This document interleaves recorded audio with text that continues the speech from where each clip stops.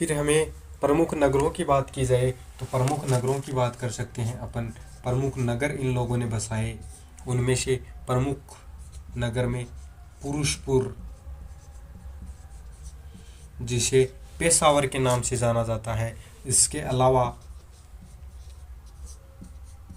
मथुरा, इसके अलावा कौशाम्बी,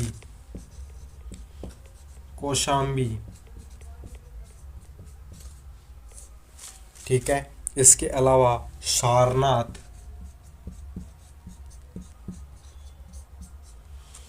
ये हमारे प्रमुख शहर, प्रमुख नगर आ जाते हैं, ठीक है। तो ये चीज़ आप नोट कर सकते हैं इनके बारे में, ठीक है। प्रमुख नगर, ठीक है, ठीक है। तो ये चीज़ आप इनके शासन व्यवस्था से संबंधित चर्चा कर सकते हैं, ठीक है। इसके अलावा और अपन सामाजिक व्यवस्था के बारे में जानकारी ले लेते हैं। सामाजिक व्यवस्था के बारे में जानकारी ले लेते हैं। और सामाजिक व्यवस्था,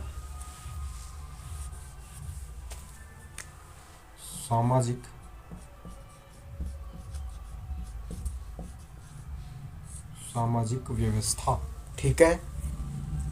सामाजिक व्यवस्था में अपन क्या जान सकते हैं कुषाणों के बारे में। कुषाणों के बारे में यदि सामाजिक व्यवस्था में बात करें तो इन लोगों ने अपना जो साम्राज्य है वो तलवार के दम पर तो फैलाया ही था, ये तो कोई सोचने वाली बात ही नहीं है, ठीक है। और सबसे खास बात ये हो जाती है कि कुषाण जो थे वो धीरे धीरे भारतीय वर्णों व्यवस्था में रम जाते हैं एक तरीके से, तो कहें तो भारतीय वर्ण व्यवस्था में ढल गए धीरे धीरे।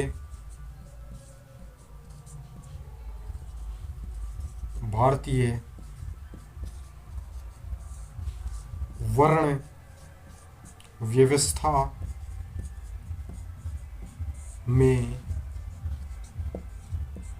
ढल गए, ठीक है। तो ये चीज़ आप याद रख सकते हैं। इसके अलावा यदि आप चर्चा करें तो इन लोगों ने अनेक नगर बसाए थे, ठीक है।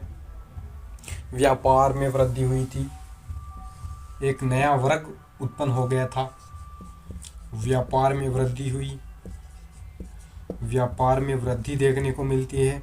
और जब व्यापार में वृद्धि होती है तो आपको पता ही है कि जहाँ से व्यापार होता है उस क्षेत्र में एक नया वर्ग पनपता है, जिसे अपन व्यापारी वर्ग कहते हैं। और इसी के साथ में सामान बनाने वाले भी वर्ग होते हैं। तो इस तरीके से अपन कह सकते हैं कि एक मध्यम वर्ग पनपा, जिसके पास में काफ़ी सारा धन आता था, सोना आता था, ठीक है, ठीक है। तो ये चीज़ आप इम्पोर्टेंट रख सकते हैं सामाजिक व्यवस्था में। दूसरी बात आप ये देख सकते हैं कि वर्ण व्यवस्था में सुधार आया था। वर्ण व्यवस्था में जो निचले तबके थे उन लोगों में सुधार आया था। तो वर्ण व्यवस्था में सुधार देखने को मिलता है, ठीक है। जो निचला तबका है, स्पेशली निचला तबका, जिसे अपन किस नाम से जानते हैं, शूद्र नाम से जानते हैं। शूद्र और वेश्यों का काम व्यापार करना का होता था। तो आप कह सकते हैं कि दोनों ही वेश्या और शूद्र दोनों ही व्यवस्थाओं में हमें सुधार देखने को मिलता है। तो ये आप कुषाणों की सामाजिक स्थिति के बारे में जान सकते हैं। इसके अलावा अपन कुषाणों की आर्थिक स्थिति के बारे में चर्चा कर लेते हैं, इनको आप नोट कर सकते हैं। अब अपन चर्चा करते हैं आर्थिक स्थिति के बारे में। और आर्थिक स्थिति की बात करते हैं तो कुषाणों की आर्थिक स्थिति की आर्थिक व्यवस्था,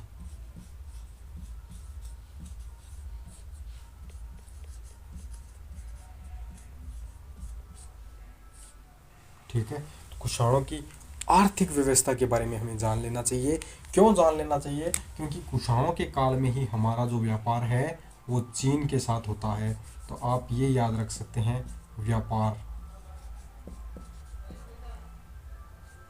व्यापार और व्यापार के अंदर स्पेशली अपन ने चीन के साथ में खूब सारा व्यापार किया। चीन के साथ में हमारे अच्छे रिलेशन हो गए थे। और इसी के साथ में अपन देखते हैं, और इटली की राजधानी जो हमारी रोम हो जाती है, ठीक है, तो उस रोम वाले क्षेत्र से भी हमारे रिलेशन हमारे अच्छे हो गए थे, व्यापार से संबंधित था। पश्चिमी देशों से हमारा इनके साथ में संबंध स्थापित हो जाता है। और व्यापार की ही यदि बात कर रहे हैं तो व्यापार के 3 प्रमुख रेशम मार्ग होते हैं। तो उन तीनों रेशम मार्गों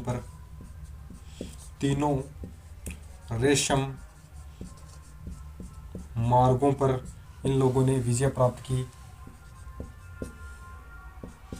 तीनों रेशम मार्गों पर इन लोगों ने विजय प्राप्त की। तो आप ये चीज़ याद रख सकते हैं, हमारे दक्षिणी एशिया के जो भी देश हैं हमारे, या फिर कहें एशिया से हमारा जो रिलेशन होता है पश्चिमी देशों के साथ में, वो 3 रेशम मार्गों के साथ में होता है।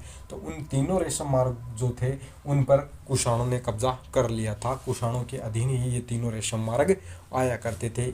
इस वजह से कुषाणों की आर्थिक स्थिति में सुधार आता है और कई सारे यहाँ पर व्यापार की वजह से व्यापारिक नगर भी बसाए जाते हैं।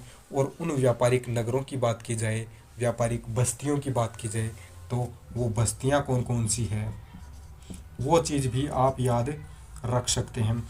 और बस्तियों के अंदर अपना आ जाता है इम्पोर्टेंट क्षेत्र, तो वो हो जाता है यारकंद, ये एक क्षेत्र हो जाता है। इसके अलावा एक क्षेत्र और आता है काशगर। आप गूगल पर जाइए और इन चीज़ों को एक बार सर्च कर लीजिए ताकि आपको अनुमान लग जाएगा कि कुषाणों के ये जो क्षेत्र थे वो कहाँ पर थे। ठीक है, एक क्षेत्र आ जाता है खोतान। ठीक है, खोतान आ जाता है। ठीक है, एक और नाम आ जाता है तुर्फान। ठीक है, ये आप याद रख सकते हैं। तो ये कई शहर आ जाते हैं आप जिनको याद रख सकते हैं। ये व्यापारिक बस्तियां थी। जैसे आज के समय में हमें व्यापारिक बस्तियों का देखने को मिलता है।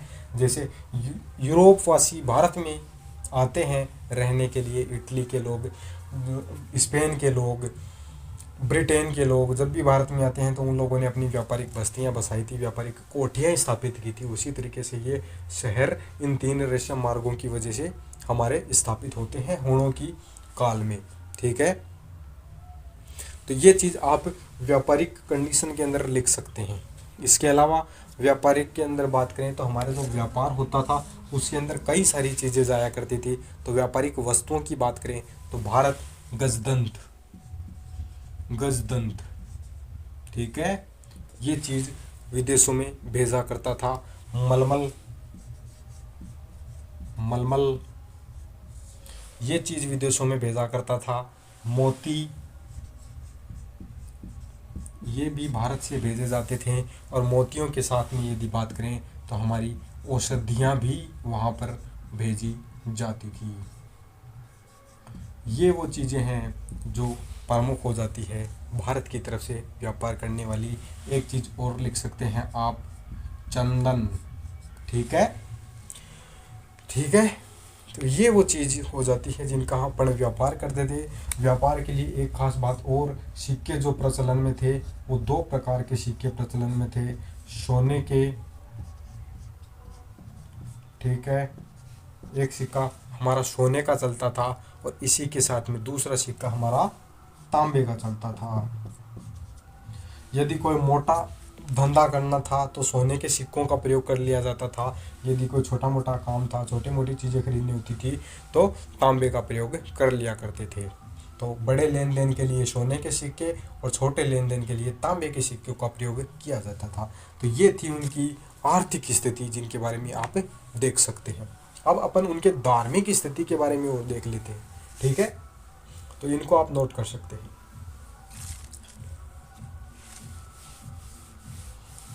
अब मैं उनकी धार्मिक स्थिति के बारे में, उनकी धर्म व्यवस्था के बारे में बात करूंगा। ठीक है, धार्मिक कंडीशन क्या थी उनकी, उसकी भी चर्चा कर ली जाए। धर्म के बारे में तो मैंने आपको राजा का नाम बताया है, उस हिसाब से आपको पता चलता होगा कि उनके जो सिक्के हमें प्राप्त होते हैं, सिक्कों पर कई सारे देवताओं का उल्लेख हमें देखने को मिलता है। देवताओं के अंदर अगर अपन बात करें तो एक यूनानी है, उसका नाम लेते हैं अपन जरथुस्ती, ये देखने को मिलता है। शैव धर्म से संबंधित बात करें, शिव व नंदी की आकृति देखने को मिलती है। शिव व नंदी, शिव और नंदी, ठीक है। इस चीज़ को आप देख सकते हैं, इनका भी हमें देखने को मिलता है। कुजुल कडफिसस की बात की जाए तो कुजुल कडफिसस बौद्ध धर्म को अपना लेता है, ऐसा हमें उल्लेख देखने को मिलता है। तो आप ये याद रख सकते हैं, कुजुल कडफिसस बौद्ध धर्म को अपना लिया था, ठीक है, ठीक है। कुजुल कडफिसस की बात की जाए, धर्म से संबंधित ही बात कर रहे हैं, तो आप लिख सकते हैं कुजुल कडफिसस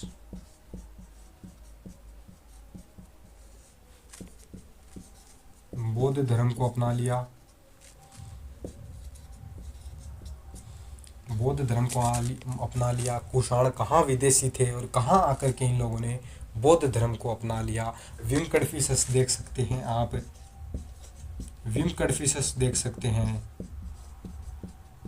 विम कडफिसस के अंदर अगर आप देखोगे, शिव और नंदी की आकृतियाँ देखने को मिल जाती है आपको, शिव व नंदी की आकृतियाँ देखने को मिल जाती है। आप कनिष्क को देखिए, कनिष्क की भी अगर आप चर्चा करें तो कनिष्क की आप चर्चा कर सकते हैं। और कनिष्क के अंदर आप क्या चर्चा करेंगे, कनिष्क के अंदर आप जान सकते हैं कि यह भी बौद्ध अनुयायी रहा है।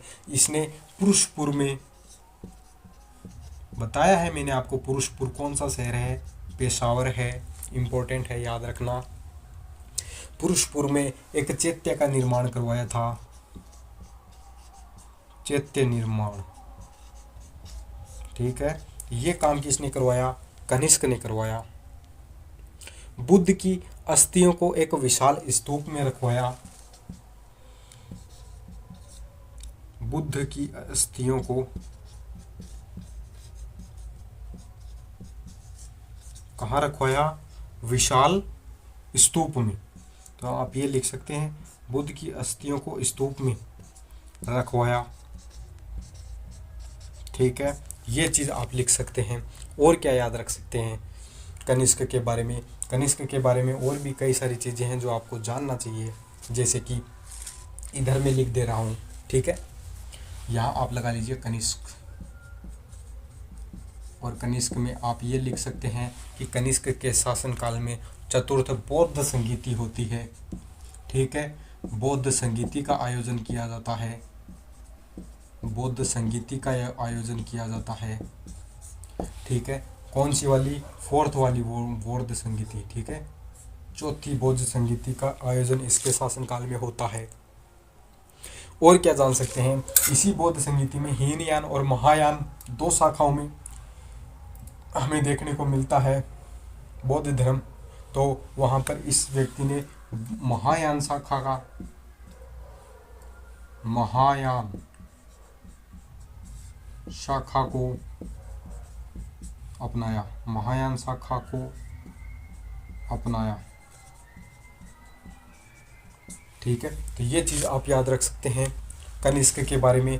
त्रिपिटकों का संकलन करवाता है कनिष्क के शासनकाल में, तो इसके शासनकाल में त्रिपिटकों का संकलन होता है, त्रिपिटकों का संकलन, ठीक है।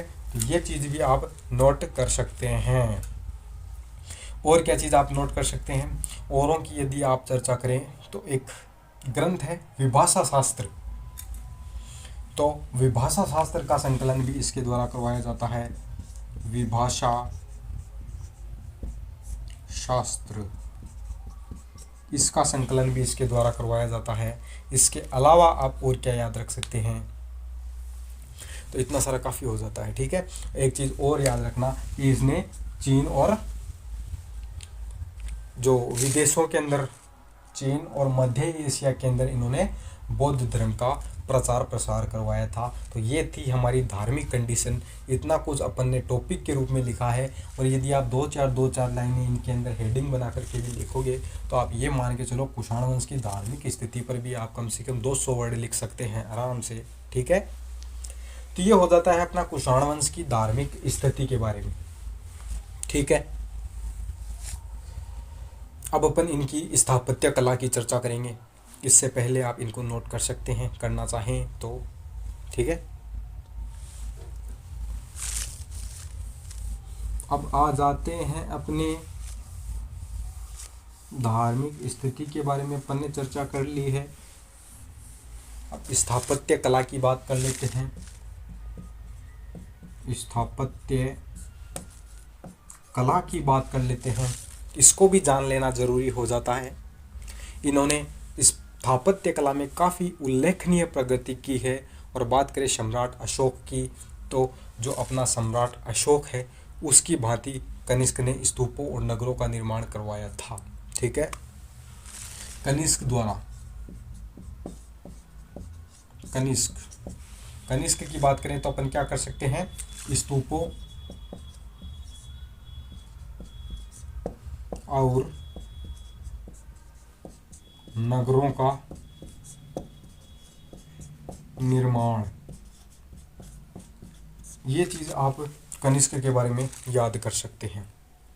ठीक है, और क्या बात कर सकते हैं, इसने पुरुषपुर के अंदर 400 फीट ऊंचा और 13 मंजिला टावर बनवाया था। तो 400 फीट ऊंचा, 400 फीट ऊंचा और 13 मंजिला, 13 मंजिला क्या करवाया था इसने, इसका निर्माण करवाया था। एक बोले तो एक टावर बनवाया था। ये चीज़ आप याद रख सकते हैं, कनिष्क ने 400 फीट ऊंचा और 13 मंजिला टावर बनवाया था। ये हमें उल्लेखनीय स्थापत्य कला में देखने को मिलता है। इसके अलावा अपन बात करें तो पुरुषपुर में एक इसने, ये कहाँ बनवाया है इसने, तो ये बनवाया है पुरुषपुर में। और इसी पुरुषपुर में, इसी टावर के निकट एक चैत्य का निर्माण भी करवाया है, जो बौद्ध धर्म से संबंधित रहता है और बौद्ध धर्म की महायान शाखा से संबंधित रहता है, जिसे कनिष्क चैत्य के नाम से जाना जाता है। तो इसने एक निर्माण करवाया कहाँ पर, पुरुषपुर में। ठीक है, पुरुषपुर में, जिसे कनिष्क चैत्य के नाम से ही जाना जाता है। तो आप ये ही नाम लिख सकते हैं, कनिष्क चैत्य। इसका निर्माण हमारा किसके द्वारा करवाया जाता है, कनिष्क के द्वारा करवाया जाता है। और इस कनिष्क चैत्य की बात की जाए तो इसका जो वो रहता है, एक बोलते हैं शिल्पी। तो शिल्पी कौन रहता है, एक यूनानी व्यक्ति था, जिसको किस नाम से जाना जाता था, तो उसे अगीसल के नाम से जाना जाता था। अगीसल, बड़ा अजीब सा नाम है अगीसल, या फिर इसे ही अगेसी भी कहा जाता था, अमेसी भी कहा जाता था। ठीक है, तो इस व्यक्ति, ये एक यूनानी व्यक्ति था, इसके बारे में आप ये रखिए, यूनानी व्यक्ति, यूनानी शिल्पकार था, इसके द्वारा कनिष्क चैत्य का निर्माण करवाया गया था। तो ये जानकारी हमारी कुषाण वंश से संबंधित हो जाती है, जो अपन ने सामान्य जानकारी ली है। इसके अलावा यदि अपन चर्चा करें तो कनिष्क के बारे में अपन स्पेशली इम्पोर्टेंट हो जाता है कनिष्क हमारा, और इम्पोर्टेंट होने के साथ में कनिष्क के शासन को अलग से पढ़ना ही पड़ेगा। ठीक है, कनिष्क को अलग से पढ़ना ही पड़ेगा, जिसमें हमें और भी कई जानकारियाँ उपलब्ध होती है। तो धन्यवाद दोस्तों, आज अपना कुषाण वंश का अंतिम वीडियो था जो अपन ने कंप्लीट कर लिया है। कनिष्क के बारे में फिर कभी अपन चर्चा करेंगे, उससे पहले अपन और कुछ भी जानने की कोशिश कर लेंगे। ठीक है, जहाँ तक मौका हो उसके वहाँ तक मैं कोशिश करूँगा कि कनिष्क पर भी एक वीडियो लाया जाए। ठीक है, तो धन्यवाद दोस्तों।